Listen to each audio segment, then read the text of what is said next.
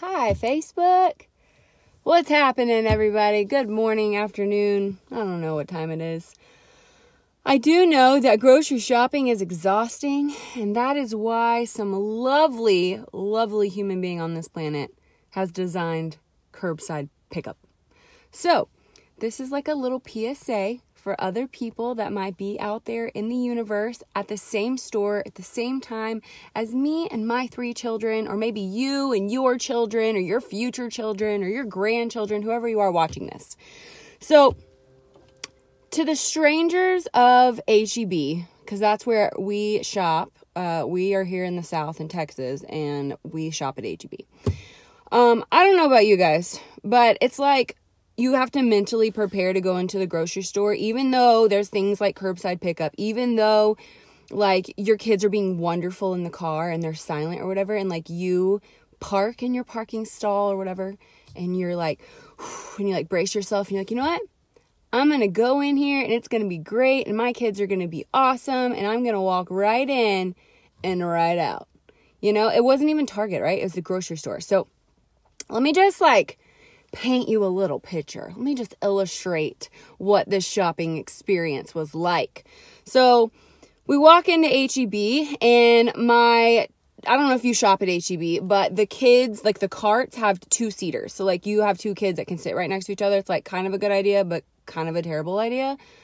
Well, for me anyways. So my 2-year-old and my baby are sitting next to each other. My 2-year-old did not have shoes. It was raining. My 4-year-old had just gotten out of school. So I'm holding the baby in one arm, my 2-year-old in the other. I'm waddling into H-E-B like this, and my 4-year-old's like in tow, but you know how they're like squirrel, they like look at everything. And there's pumpkins and fall decor out, so he's like so excited. I'm like, focus, we got to get in and out. So we get in there, and my 2-year-old is cold. My almost 1-year-old apparently had a blowout, but I thought it was the 2-year-old, and we've been focusing on potty training, and I didn't have anything with me because I left the diaper bag because it was raining. So I was like, yo, you're just going to have to sit in it for a minute because mommy's got to get in and out of here, and I had no idea it was my 1-year-old, so we'll get to that in a minute. My 4-year-old then proceeds to run into another woman's basket and hit and like almost knock himself out. It was I don't know why I'm laughing. It was funny, but it's not funny. We round the corner, and my 4-year-old is hanging on the side of the basket, like making waves with the cart. And my 2-year-old and 1-year-old are like getting whiplash. And I'm like, dude, get it together. Like, let's go. Like, what are we here for? And so like, they're both like, chicken. Like, they know what we're there for. This man walks around the corner with his like probably 12 or 14-year-old daughters. Like, I mean, I don't know these days. They could have been 22. I have no idea. But they were almost as tall as their dad. And they're all looking at me like, this woman's insane. What are you doing at H-E-B? And it was like 9:30 in the morning. Or no, it was 3:30 in the afternoon. Excuse me. And this man, this father, looks at me. I hope he sees this. He looks at me and he goes, "Don't you have your hands full?" Thank you, Sherlock Holmes. Was that a mystery? Like, what did you just solve by telling me that? By, wasting 5 seconds of your time and my time by pointing out the obvious. Not, can I help you? Or, here, let me make your kids laugh. Or, can I get something down for you? No. Pointing out the obvious. So, earlier this morning, I was tagged on this lovely article. And it was a mom ranting and raving about her trip to the grocery store because she's been there, done that, right? So, I have some suggestions I would like to share for you. Maybe it's you watching this and you're the person that says something like that at the grocery store to other people. Like, oh, bless it. Or, there's condoms on aisle 56. Like, don't be that person, okay?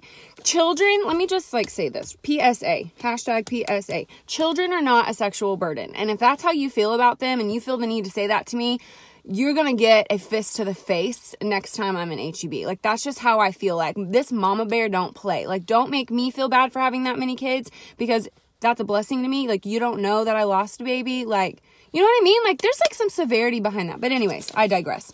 So here are some things that I would love to hear from my spouse. Babe, if you're watching, hey, hello, how you doing?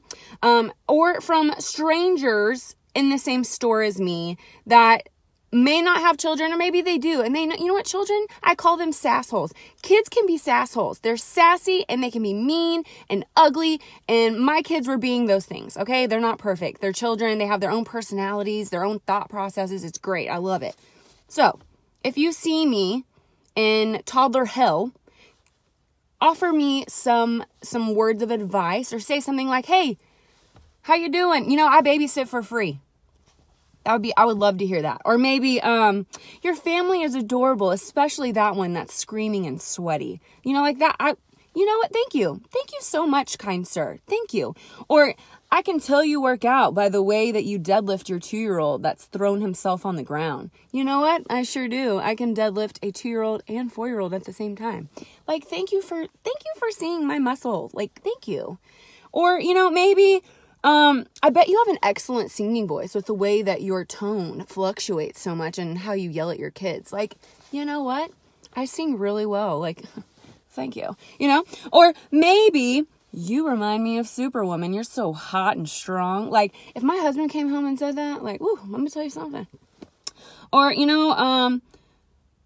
I can tell you're a great parent the way you just pinned down your 4-year-old to the wall. Do you work out nearby? You know what? I work out at Burn. That's where I work. Would you like to come with me? Like, these are some things that I would really like to hear. Or even like, I really like how you wear your yoga pants up to your belly button. I too wear my yoga pants up to my belly button. Like, make me, like, I feel really good about that. Like, thanks, man. Thanks. Or, would you like some fermented juice box, ma'am? I see that your kids all need a juice box because, all of a sudden they're dying of thirst and hunger when you go do anything as a family. But where's my juice box, huh? Where's my crackers? Where are my freaking Cheez-Its? I'm just like, thank you, God. Thank you.